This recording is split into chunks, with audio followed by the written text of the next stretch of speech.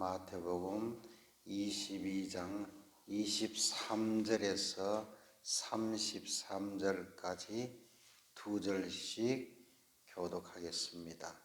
부활이 없다 하는 사두개인들이 그날 예수께 와서 물어 이르되 선생님이여 모세가 일렀으되 사람이 만일 자식이 없이 죽으면 그 동생이 그 아내에게 장가들어 형을 위하여 상속자를 세울지니라 하였나이다.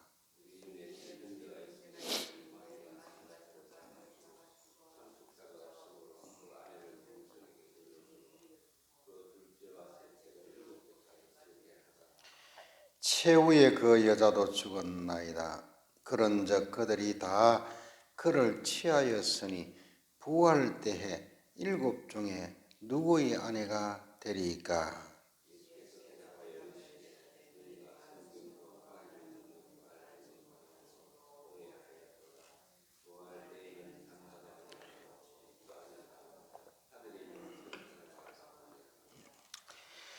죽은 자의 부활을 논할진대 하나님이 너희에게 말씀하심과 나는 아브라함의 하나님이요 이삭의 하나님이요 야곱의 하나님이로라 하신 것을 읽어보지 못하였느냐? 하나님은 죽은 자의 하나님이 아니요 살아있는 자의 하나님이시니라 하시니 같이 무리가 듣고 그의 가르치심에 놀라더라. 안 믿기로 작정한 사람들, 그런 제목으로 말씀을 나누겠습니다.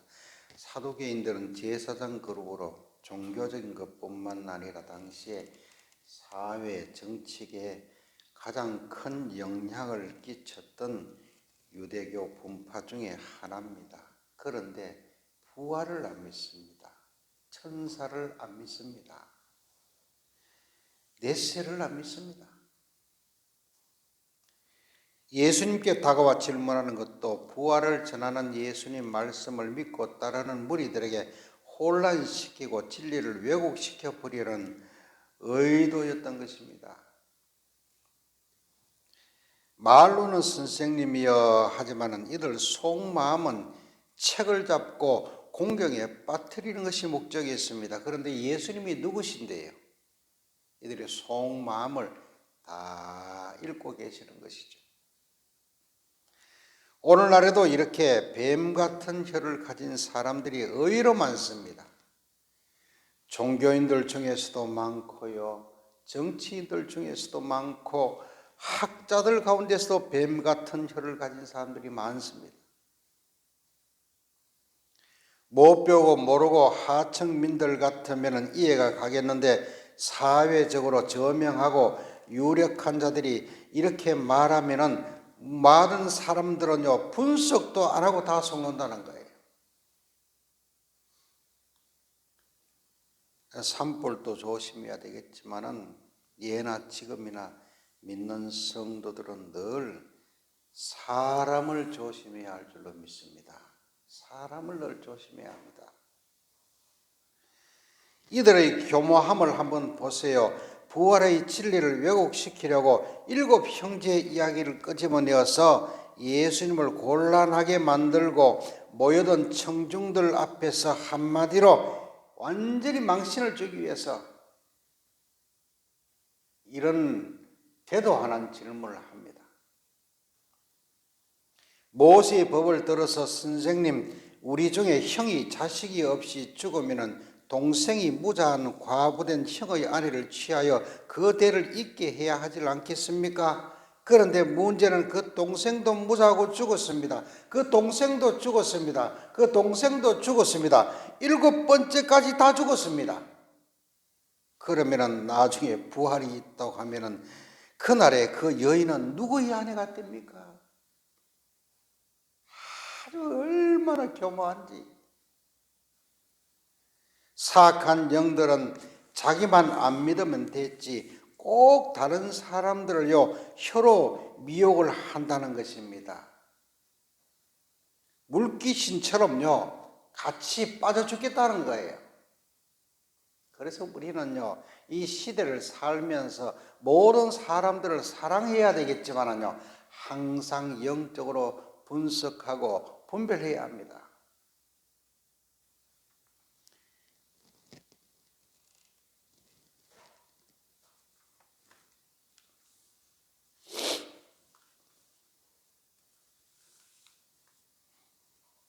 하나님을 제일 잘 섬기고 안다고 하고 종교 지도자의 위치에 서 있는 사두개인들이 예수님 부활의 진리의 논쟁을 불러일으키고 하니,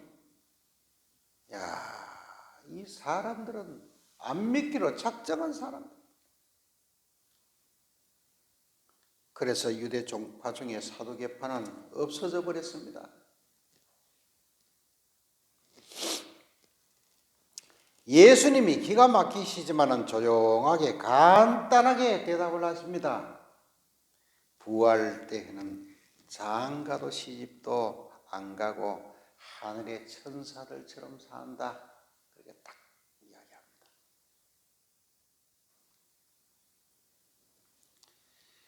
하나님은 죽은 자의 하나님이 아니요 산 자의 하나님이시라 말씀을 합니다.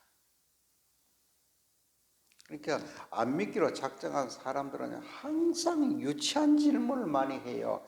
이순신 장군이 착하고 나라를 구했는데 천국 갈까요? 지옥 갈까요? 자기 걱정이나 하지.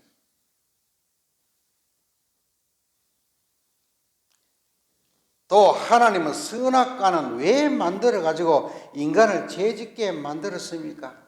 꼭 그런 유치한 질문을. 하나님이 주인이시니까 하나님 마음이죠. 그렇잖아요. 피조물인 인간이 어떻게 항변할 수 있습니까? 토기가 어떻게 토기장에게 항변할 수 있습니까? 하나님이 주인이신데.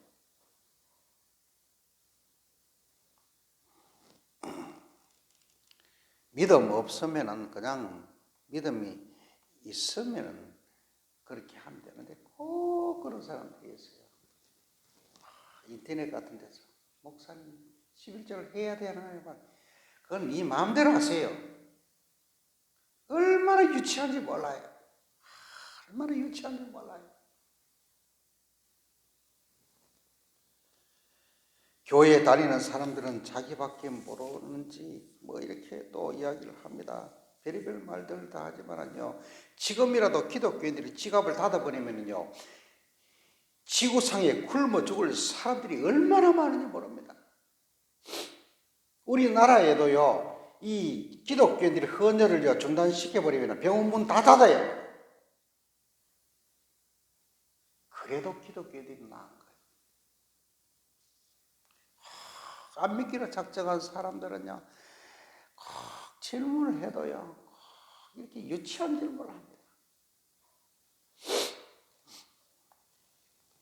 두 번째로 안 믿기로 작정한 사람들은 고정관념을 깨트리지 않습니다. 먼저 들어온 선지식이 틀렸고 후에 들어온 지식이 맞다고 하면 정상적인 사람이라고 하면 수정하는 것이 마땅한데 이들은 절대 고치지 않습니다. 버리지 않습니다.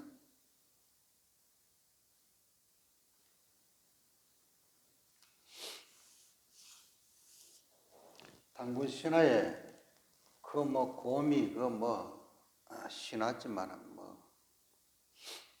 선수하고 또 그다음에 마늘을 먹었다는데 찾아보면 그 시대에 마늘이 없어요. 달래이라.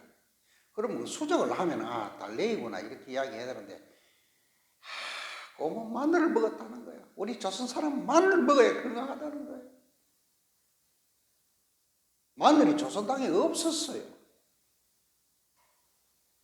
그러니까 이 선지식이 잘못되면 후지식이 진짜로 들어오면 이것을 수정할 수 있는 것이 정상적인 사람이에요.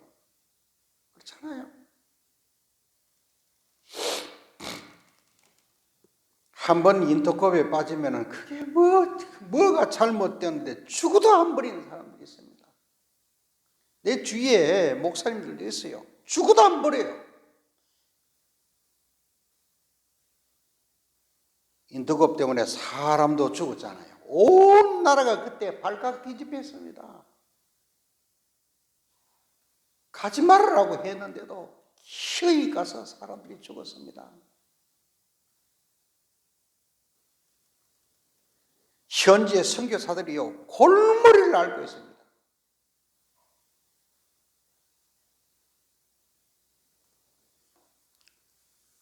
교회 목사님들이요 골머리를 앓고 있습니다. 정상적이라고 하면은요 우리가 믿음이 없어도요 상식만 있으면은요 판단할 수 있는 거예요.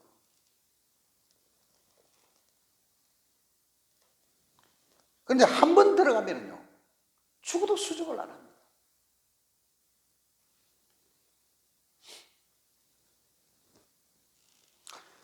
오늘 죽어도 부활을 믿지 않겠다는 사두개인과 다를 바가 무엇이겠습니까? 고대 이집트에서는 미라를 만들었습니다. 혼이 현세로 다시 돌아온다는 사상을 가진 거예요.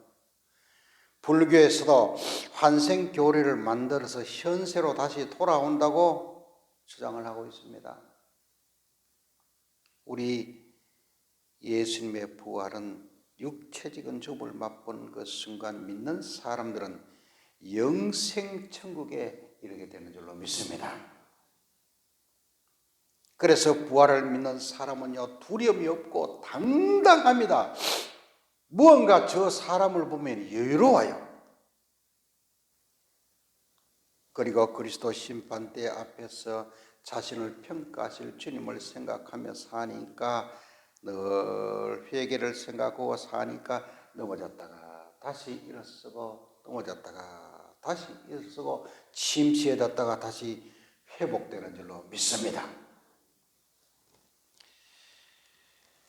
부활을 믿으면 성령님이 이 세상 끝날까지 우리와 함께 동행하는 줄로 믿습니다.